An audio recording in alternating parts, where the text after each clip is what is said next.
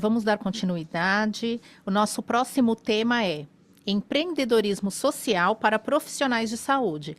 Para mediar a palestra, convido Isabel Cristina Carquejeiro Ferreira. Isabel é enfermeira, mestre em Ciências da Saúde, diretora técnica de Saúde 2 no Cefor Vila Mariana. Isabel também é terapeuta de práticas integrativas e complementares. Isabel, por favor, fique à vontade para apresentar a palestrante, lembrando que nós temos 30 minutos para a palestra.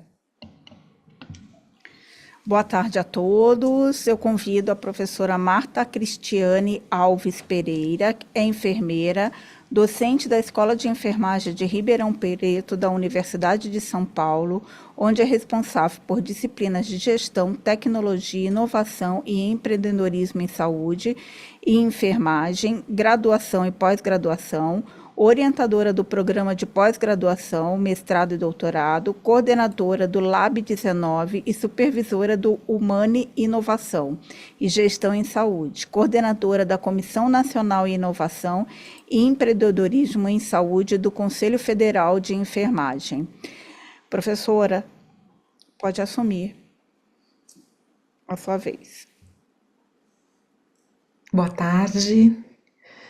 Eu sou imensamente grata pelo convite. Em nome da Thaís, com quem eu tive contato, eu agradeço a todos e parabenizo pela organização do evento.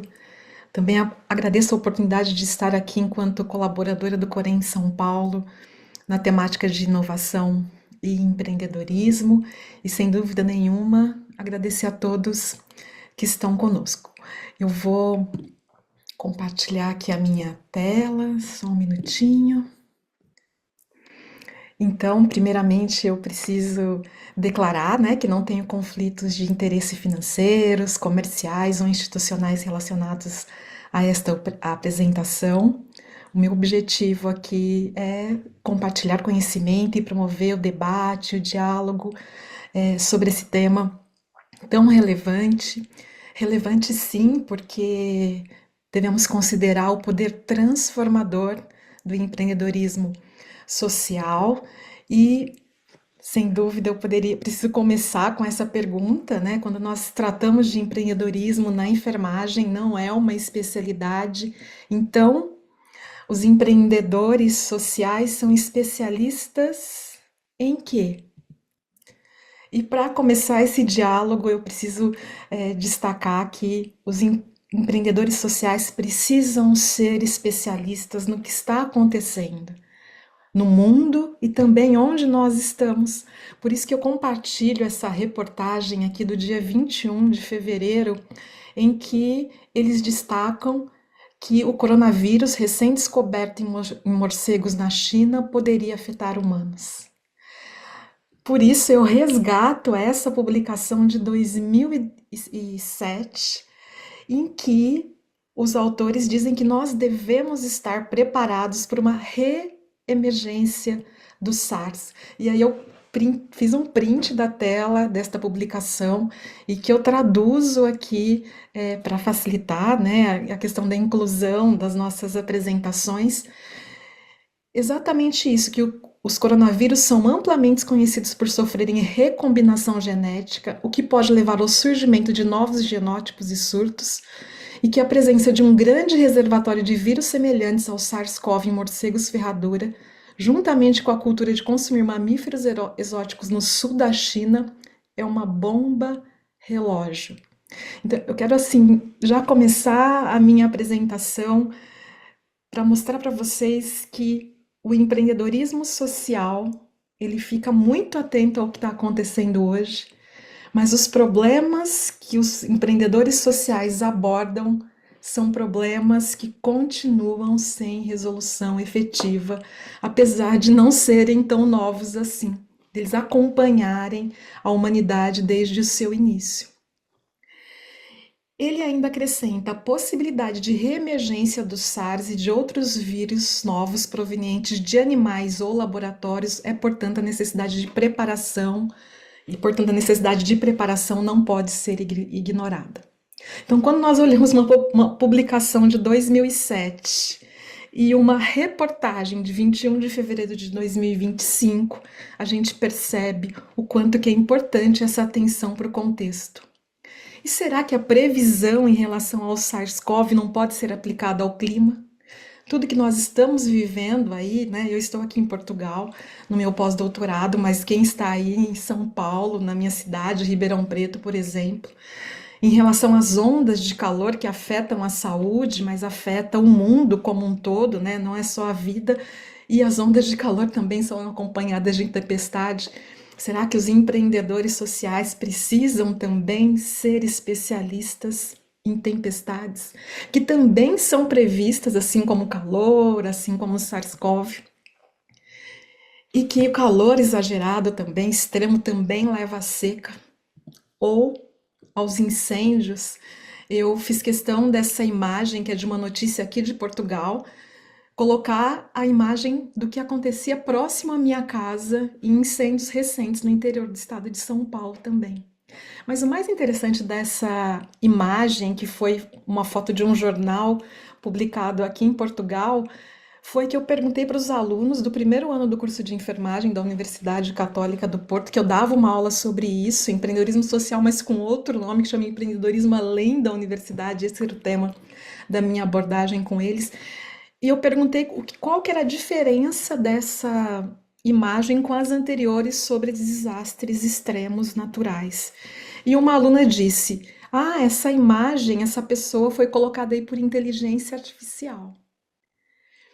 E a intenção, quando eu fiz essa pergunta, era falar do protagonismo de alguém que tentou fazer algo com as ferramentas que tinha em mãos diante de um problema importante.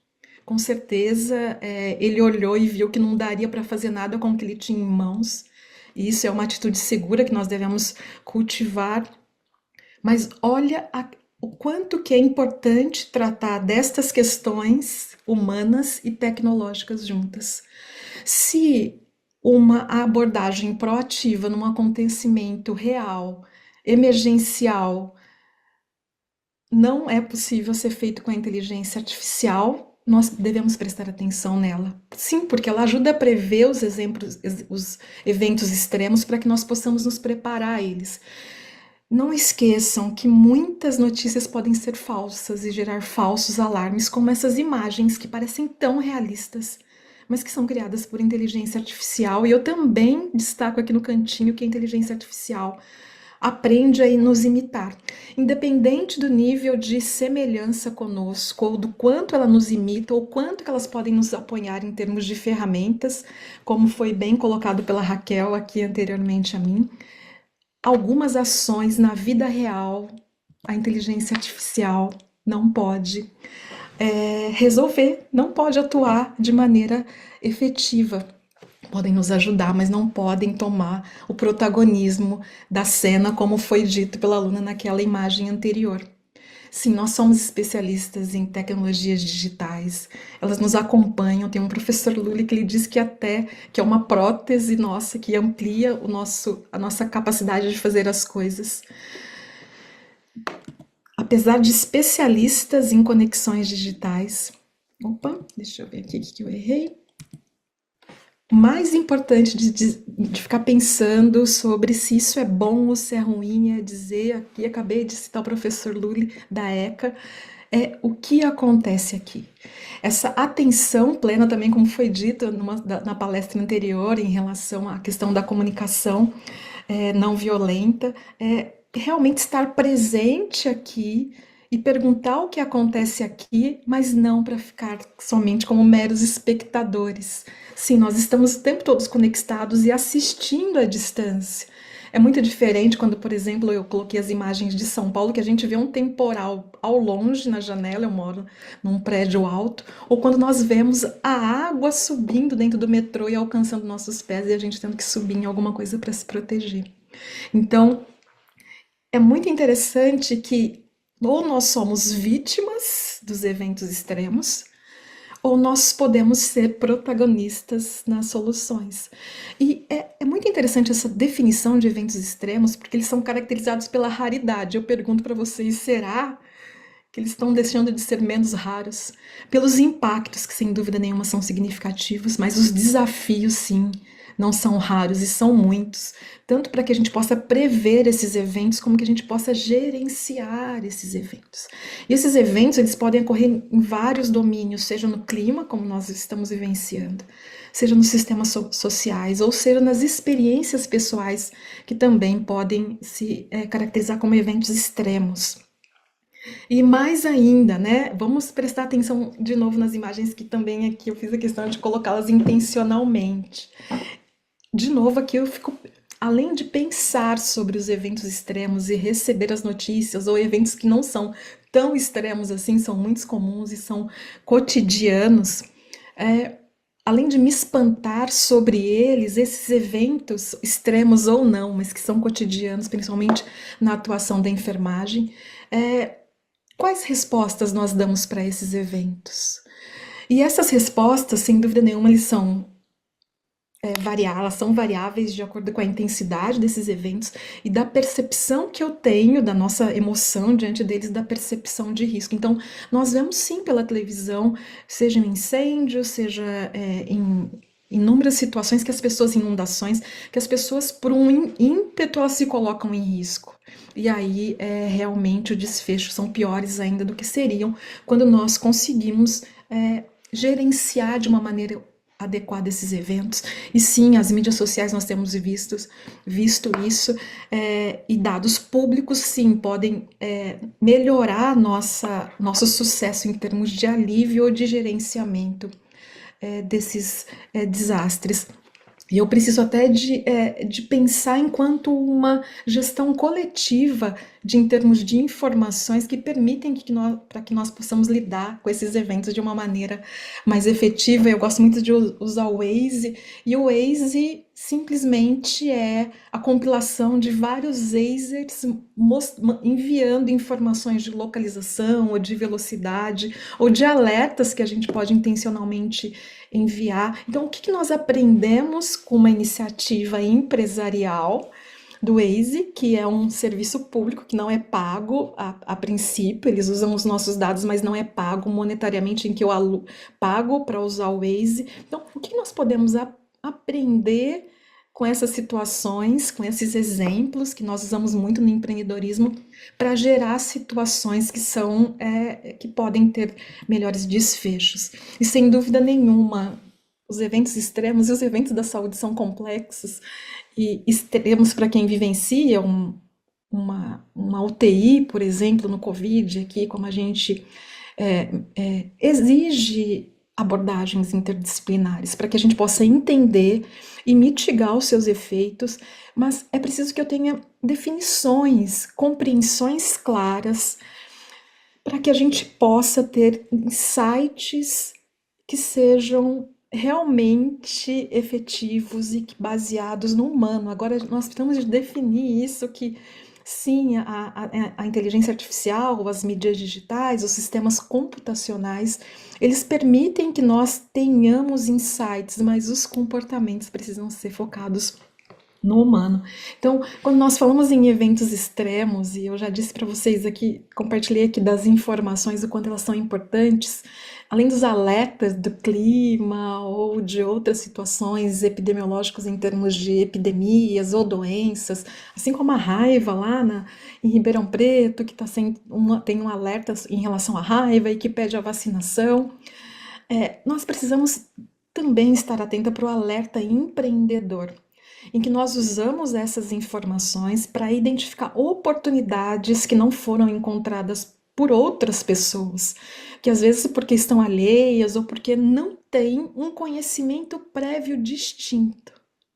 Acho que várias colegas anteriores, e ontem e hoje está sendo um evento incrível, mostra que um conhecimento prévio e distinto, e que eu vou destacar aqui, da enfermagem, mas não sozinha, não podemos falar nem em eventos extremos, nem em empreendedorismo e inovação, somente focado na enfermagem, é uma abordagem interdisciplinar, em que esse conhecimento prévio distinto do cuidado, como foi dito agora, que é muito nosso e nível de excelência, nível histórico, como que esse conhecimento prévio em termos de um corredor de conhecimento. A gente tem visto nas guerras os corredores humanitários, é um aspecto substancial para a identificação de oportunidades. E são oportunidades que vão nos tirar da mentalidade de usuário, que é voltado por engajamento, para uma mentalidade rumo a uma cultura do bem-estar, que é uma mentalidade centrada na humanidade. Então eu achei essa imagem incrível, que é usada na preparação para hackathons, para competições de soluções em saúde, para trazer para vocês que não é simplesmente um negócio, é muito mais do que isso.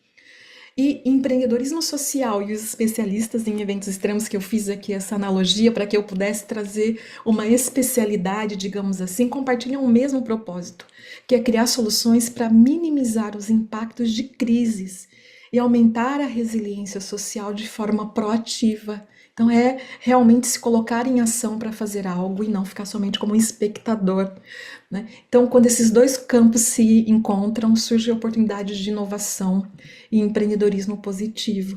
Então, o empreendedorismo social ele tem atraído nos últimos anos crescentes talentos, dinheiro e atenção. E com essa popularidade, segundo esse autor, veja, outra questão importante que eu trouxe uma publicação de 2007, agora eu trago uma publicação de 2008, é intencional, para que nós possamos olhar para a novidade, mas também olhar para aquilo que já está muito consolidado e que muitas vezes nós deixamos passar desapercebido.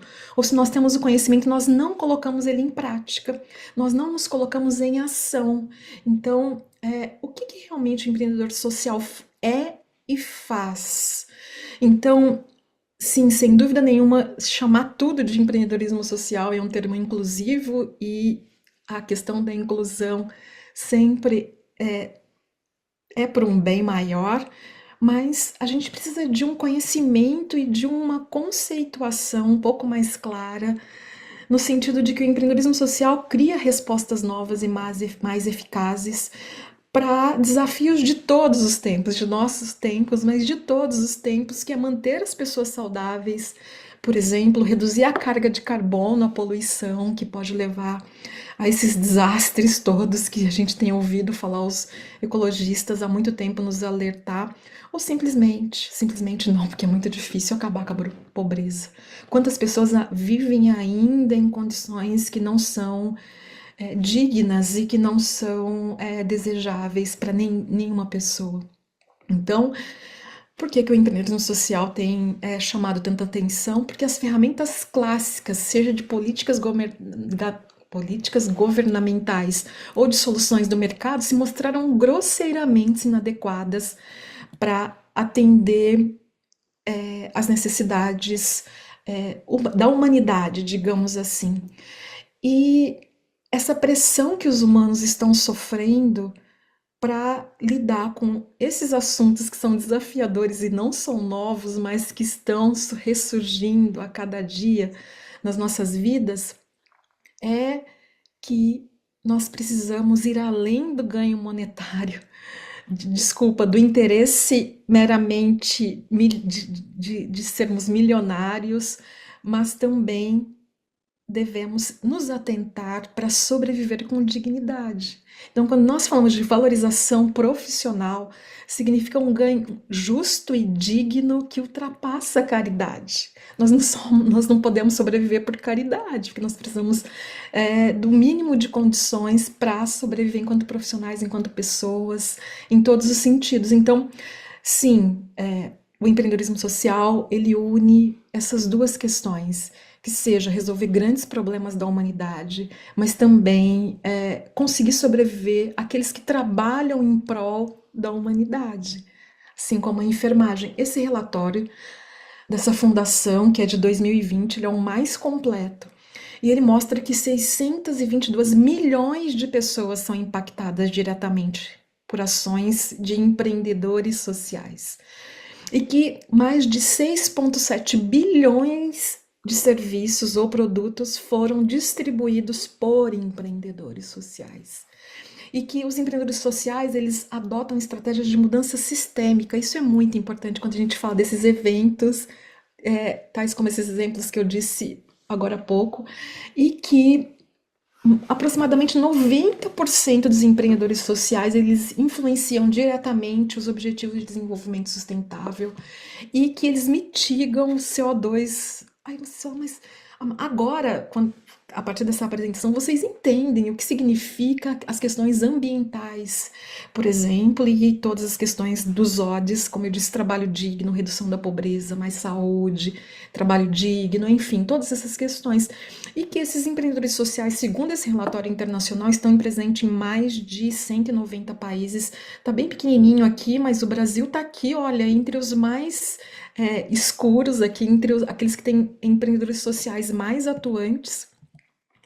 E que alguns insights deste relatório, e que vale a pena destacar, que o impacto coletivo é poderoso. Assim como o Waze que a gente usa e que vários Wazers se juntam para mostrar os melhores caminhos, os caminhos mais rápidos, os caminhos mais seguros em inundação, ou seja, no dia a dia no trânsito, quando acontece algum carro quebra e a gente pode ir por rotas alternativas e ele instantaneamente, a todo instante, atualiza. Então, mostra a questão, isso é computação social, é muito interessante. Essa área do conhecimento que eu sou apaixonada por ela, já que nós estamos falando aqui ao longo do dia de várias tecnologias, vale a pena olhar para a computação social, porque o Waze é baseado na computação social. E que as parcerias permitem escalabilidade. Os nossos alunos aqui das disciplinas de empreendedorismo desde a graduação, é replicável, é escalonável, é sustentável. Quantas pessoas alcançam? Então, a tecnologia é um fator de equidade. Então, vamos olhar para esses insights do empreendedorismo social e que a gente pode aplicar com certeza na enfermagem, em todas as nossas ações, ou na educação, porque o acesso à educação de qualidade também é um dos objetivos que os empreendedores sociais atuam fortemente. Os sistemas estão mudando, sem dúvida nenhuma, os ODS são um chamado para ação, sem dúvida nenhuma, mas infelizmente os modelos de financiamento estão atrasados e a gente não pode deixar de falar dos modelos de financiamento, por isso que eu trago alguns números, alguns dados, na verdade, algumas informações, alguns esclarecimentos sobre que tem ocorrido um aumento do número de empresas que começam a pensar em responsabilidade social corporativa e que, se por um lado as organizações visam aliviar essas pressões sociais, elas também podem ter restrições quando a ênfase é na maximização do lucro ou apenas no valor social. Esses dois extremos, por isso que eu trago essa imagem muito interessante, em que aqui são as organizações sem fins lucrativos que estão evoluindo para negócios sociais por conta das questões de sustentabilidade, ou por outro lado, negócios tradicionais que estão evoluindo para negócios de impacto social. Eu não lembro se eu coloquei aqui nesse slide, mas eu posso aqui comentar com vocês que a inovação social, ela vive sem o empreendedorismo social. Mas o empreendedorismo, não somente o social, mas todas as formas de empreendedorismo não sobrevivem sem a inovação social. Porque quanto mais pessoas eu alcanço, quanto maior impacto na vida de um maior número de pessoas e quanto mais importante, mais difícil, mais desafiador o problema, maior a chance eu tenho de ter sucesso nos meus negócios se eu resolvo esses problemas. Por isso, essa transição que eu estou mostrando para vocês, eu vou passar um pouco aqui mais rapidamente, por causa do tempo, eu me perco aqui no tempo, mas desde empresas com objetivos exclusivamente sociais, que, por exemplo, o Médicos Sem Fronteiras, que vivem de doações, ou que tem alguma receita complementar, como a Fundação Bill e Melinda Gates, mas empresas que são principalmente sociais, mas não exclusivamente. Eu trouxe aqui o exemplo da SAS Brasil, meta social, mas com viés comercial, tem uma outra, e o objetivo social, subordinado ao lucro. que são essas empresas de responsabilidade social corporativa que eu mencionei para vocês. Então, quando a gente fala de casos sociais, eu trouxe dessa empresa em especial, que ela se identifica, vocês podem acessar o site dela como uma startup social, que tem, vejam bem, a missão de conectar pessoas, inovação e propósito para promover soluções de acesso à saúde especializado. Eles falam para as pessoas que não têm acesso à saúde, para as pessoas que. Então, eles se colocam como parte de um grupo, de um ecossistema de negócio escalável, como eu disse para vocês, e sustentável, que são premissas básicas do empreendedorismo, não só o social de todos, e que a organização é à frente sem fins lucrativos. Então, ela não é exclusivamente sem fins lucrativos. Sim, aqui entrega tecnologias de ponta, acesso à saúde de especialistas, tanto no diagnóstico quanto... e que tem muitos prêmios. Então, são casos inspiradores e que a gente precisa de ficar de olho para a gente avançar naquilo que nós podemos avançar e impulsionar transformações ao mesmo tempo em que a gente olha para problemas particulares, a gente olha para problemas sociais e aqui a gente capacita o progresso transformacional em todo o sistema, porque nós, como já vimos, os governos, as políticas públicas, assim como o Waze não consegue atuar sozinho sem a participação de todos, o empreendedorismo social requer a participação de todos. Esse é um case que a Milene Marmol já disponibilizou e eu levo em congressos, eu atuo nas nossas aulas, porque essa é a linguagem que nós precisamos de usar. A Milene chama de inteligência em saúde, em que nós olhamos por impacto. Então, são 40 mil vidas, são 11 milhões gastos em UTI neonatal, em uma população de baixa renda e escolaridade, uma população jovem, mas que quando eu olho com inteligência para esses gastos de milhões em UTI, eu vejo que são gestantes com menos de 4 consultas pré-natal. Então, é importante que a gente se reconheça como atores protagonistas e que podem transformar realidades e que 3% de redução das internações em UTI pagaria a coparticipação em planos de saúde. E essa inteligência saúde levou à retirada da coparticipação em consultas, em exames, aumentou a adesão. Isso significou uma diminuição de 11 para 3 milhões em gastos de UTI. E o mais interessante é que quando a gente ouve as enfermeiras falando desses dados, elas dizem: o mais importante são as vidas que nós salvamos. Então, sim, nós precisamos de falar a linguagem econômica, a linguagem financeira, a linguagem monetária, para que a gente possa dar margem para os nossos investimentos em vida, em prevenção, naquilo que nós somos experts, consulta de enfermagem, que é lidar junto com a pessoa. Esse é um outro projeto que é o que nos trouxe aqui, em que fala da gestão estratégica ampliada de recursos em serviços de saúde, em que vai desde lá a capacitação com os profissionais, com os pacientes, lidar com a indústria, projeção de patentes, desenvolvimento de patentes, de produtos, mas que principalmente tudo isso não acontece se o paciente lá da ponta, que é aquele que faz uso da caneta de insulina, não devolver para o serviço de saúde ou impostos de coleta aquelas canetas que eles usam. E que 1 quilo de plástico se representa 59 canetas, que representa R$ 6, e que quando eu olho para a quantidade de canetas disponibilizada num período de 12 meses e eu faço todas essas contas, eu chego num total de plástico de 1.000 quilos, um valor de venda desse plástico de 6 milhões e uma quantidade de CO2 que eu posso...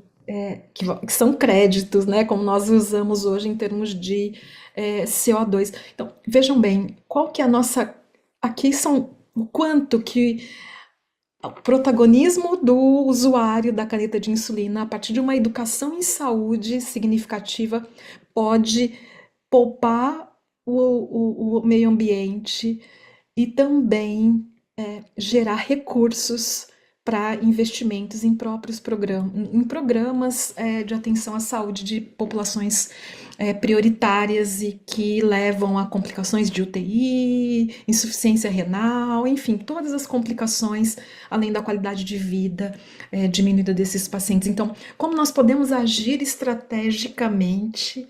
Então, quando o que eu mostrei anteriormente, essa nossa atuação nesse projeto em especial, mostra que mais do que focar nos empreendedores, nós precisamos de focar nos processos de empreendedorismo.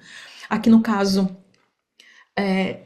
do empreendedorismo social, que esse é o destaque, lembrando que quando a gente forma para o empreendedorismo, a gente não foca para os diferentes tipos de empreendedorismo, porque eles convivem harmoniosamente, o de negócios, o social, o de políticas públicas, como é esse exemplo que eu estou trazendo aqui para vocês, o empresarial, que são as empresas, enfim, todos eles coexistem e um mesmo empreendedor pode atuar nas diferentes frentes.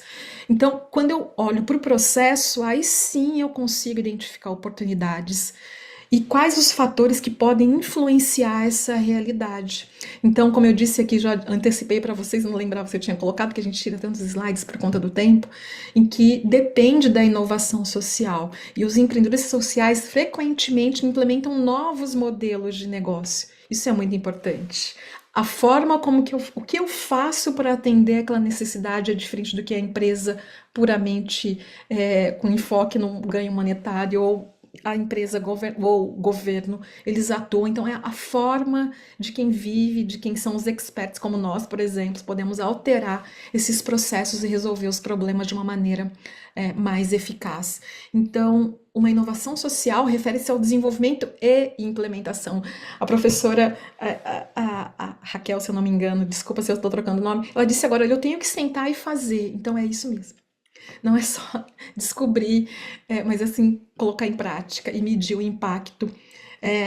Essa é uma característica da inovação social e que é totalmente aplicável ao empreendedorismo social, porque sem isso a gente não se sustenta, se não mostrar o impacto, sem não provar que é possível transformar e com isso economizar recursos para que sejam investidos de uma outra maneira, em outras necessidades, isso é muito importante. Então, equilibrar impacto social e viabilidade financeira é muito importante. Aqui eu só trago esse exemplo, várias colegas falam dessas metodologias, falou sobre prompts aqui numa perspectiva diferente, em que esses grandes problemas, essas perguntas, a professora também, uma anterior, me disse, nossa, eu estou colocando perguntas, problemas, então sim, que levam a propostas, que criam protótipos, que são, mesmo que sejam rudimentares, iniciais, eu experimento, experimentação, se traduz em protótipo, como experimento fazer algo diferente, mas não adianta só experimentar, eu preciso de fazer com que eles sejam sustentáveis, como eu disse, que eles sejam escaláveis, que alcancem muitas pessoas e que assim provoquem mudanças sistêmicas.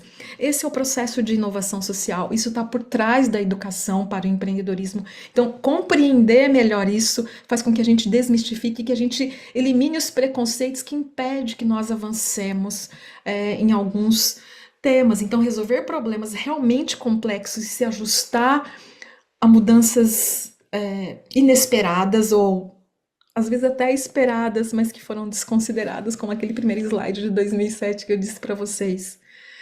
Em que se a gente tivesse, olha, de 2007 até 2020, quanto tempo a gente teve para se preparar ou para buscar maneiras de evitar a pandemia da Covid-19? Quais outros eventos extremos nós podemos evitar? E no nível individual, um bebezinho, eu sou vó, o Inácio vai fazer 1 aninho, o Liam vai nascer em abril. Evitar uma mãe e um bebê numa UTI neonatal, ou evitar, ou você dá conta de eliminar mortes evitáveis, sejam de idosos, diabéticos, de qualquer enchente seca por conta do calor extremo, da desidratação, da insolação, ou afogamentos nesses eventos climáticos em termos de inundações, como a gente viu uma criança que foi levada num parque. Então, o que nós podemos fazer diante disso? Não é só ficar assistindo como espectadores, engajados em redes sociais, mas como nós podemos usar nossa inteligência, os nossos conhecimentos, as nossas experiências para colaborativamente, por meio de conexões efetivas, com instituições de ensino, órgãos de classe, como o Corém, que vários colegas aqui que se comentaram estão aqui, órgãos governamentais, as pessoas comuns, olha, o paciente lá que usa a caneta de insulina, que hoje não é só o medicamento, a insulina, que usam as canetas, né, para medicação. Existem as medicações para obesidade que usam esse tipo de dispositivo, quanto plástico, e que a gente não sabe para onde vai, nem como é feito o descarte dele e o que significa em termos de milhões de recursos economizados para o ambiente e que poderiam ser reinvestidos na própria saúde, na educação das pessoas. Então, sim, já estou aqui finalizando e a gente pode conversar sobre qualquer um dos pontos que eu mencionei no final da minha palestra. Resolver esse tipo de problemas complexos e mudanças inesperadas ou que nem tão inesperadas assim, mas que nós ficamos alheios porque qual que é o tipo de informação que nós estamos conectados a todo momento? Onde nós buscamos as nossas informações? Quais são os nossos assuntos nas redes sociais em todos os dias? Como que nós estamos trazendo esses assuntos, essas notícias, essas publicações, o que nós percebemos na rua, onde nós caminhamos aqui do nosso lado? Envolve processos cognitivos profundos, envolve pensamento crítico, raciocínio e análise, em tempo real, na vida real, no dia a dia. Então, mas também envolve traços de personalidade, como disposição, persistência, criatividade, empatia, como foi dito. Eu não pus empatia aqui, porque só empatia já é um tema à parte, é o fundamento do empreendedorismo, empatia, compaixão que nos move. Mas nós precisamos de levar a sério. Eu acredito, será que alguém levou a sério aquela publicação de 2007? Será que essa publicação de 21 de fevereiro, a gente diz, de novo, é mais uma notícia sobre o SARS-CoV? Então, a gente precisa de levar a sério o contexto, os conhecimentos, as ações colaborativas, a proatividade, o desenvolvimento de competências para ação mais assertivas, mas também para que nossos alunos sejam empreendedores políticos, porque nós precisamos de políticas públicas mais efetivas. Então, e sem dúvida nenhuma, as parcerias com as empresas. E não tem problema nenhum que o enfermeiro tenha uma empresa que tenha impacto social e que ele também consiga sobreviver financeiramente em relação a isso. Então, nós devemos fornecer aos nossos alunos que, além de memorizar, sim, é possível. A nossa memória está comprometida, como foi dito por alguém antes de mim. Interagir com o conteúdo, pensar clinicamente, saber usar para criar novas informações consistentes, válidas e não fake news. Compartilhamento de fake news. Eu confesso que aquele artigo de 2007, quando eu tive o contato com ele a primeira vez, e foi muito recente, eu fui buscar para saber, e eu entrei lá, eu vi que vários colegas colocaram no GPT, e eu coloquei lá, por favor, verifique se esse artigo não está fraudado. E ele disse que não, que o artigo que eu anexei ali era um artigo original, sem alterações, sem fraudes, e que ele estava disponível em várias bases de dados internacionalmente reconhecidas e seguras. Então, porque até isso a gente tem que duvidar de tudo que a gente vê. E eu estava com um artigo, e eu falei, será que esse artigo foi fraudado? Deixa eu pedir ajuda aqui para as inteligências artificiais, que eles têm uma capacidade analítica e de verificação muito rápida. Então, como que eu uso esse conhecimento para mudar as velas? Já que eu não posso ajustar os ventos tempestivos dos dias atuais, os desafios enormes e complexos que nos envolvem todos os dias, querendo ou não. Não adianta a gente querer fazer de conta que não liga para o clima, não adianta a gente fazer de conta que não acredita no SARS-CoV, muito menos em vacina. A história nos mostra o contrário.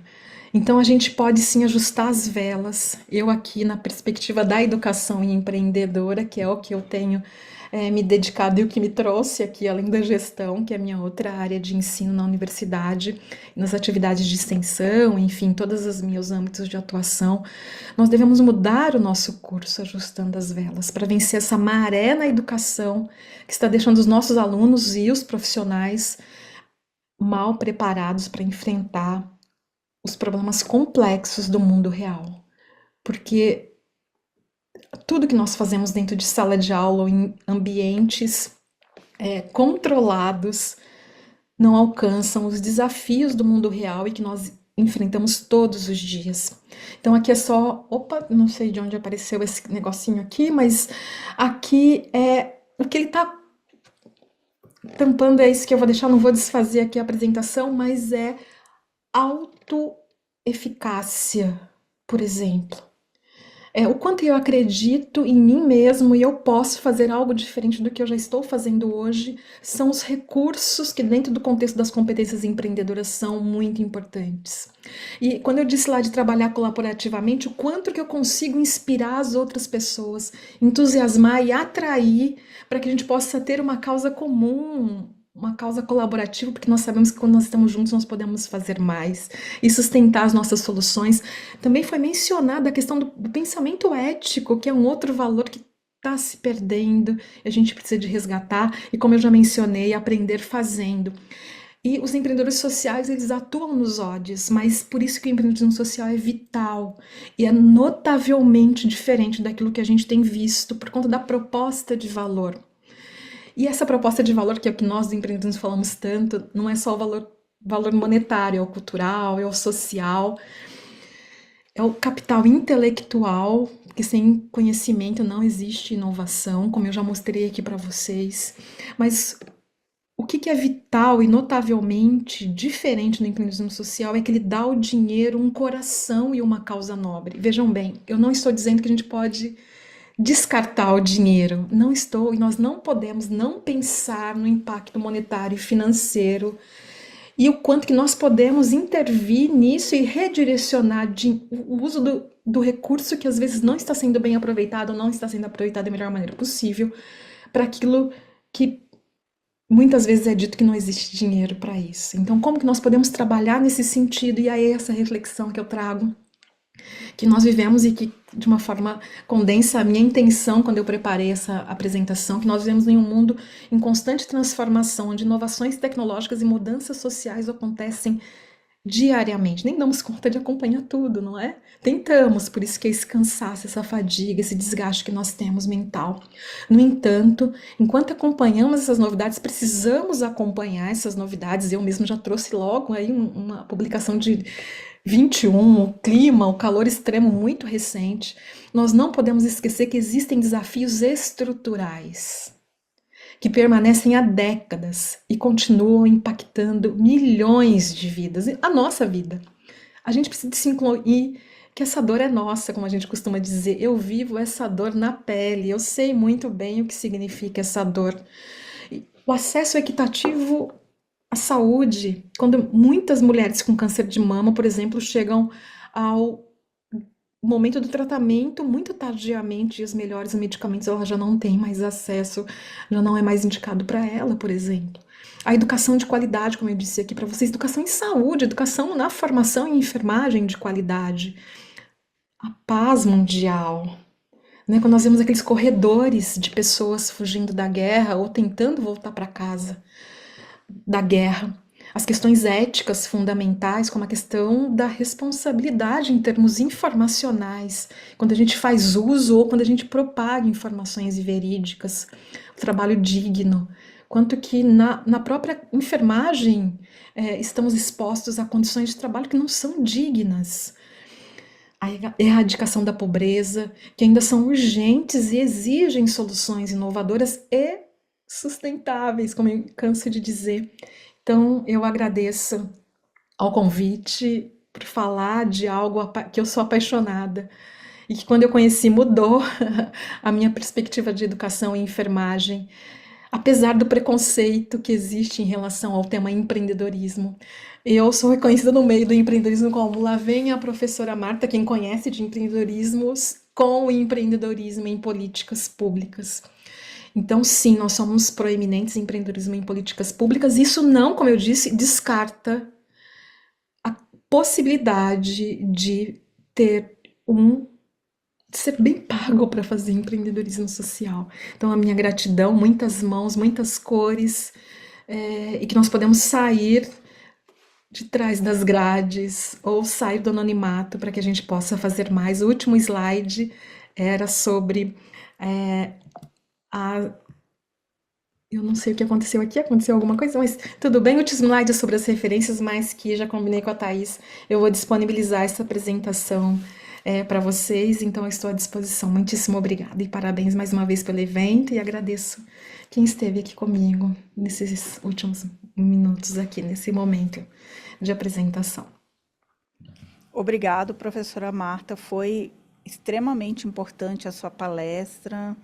Muita informação, muitos agradecimentos, muitas pessoas gostaram aqui da sua palestra, muito obrigado. Não teve perguntas no momento, né? Quero agradecer novamente pela sua participação. Como a gente está bem atrasado aqui com a programação, a gente vai dar continuidade a outra palestra. Muito obrigada. Eu que agradeço.